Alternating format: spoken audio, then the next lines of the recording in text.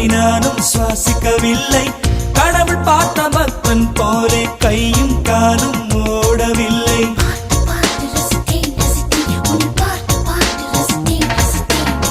தேவதையும் பேருந்தில் வருமா, கனவா நனவா தோன்றவும் இல்லை. நல்ல வேளை சிறகுகள் இல்லை, நானும் அதனால் நம்பவில்லை.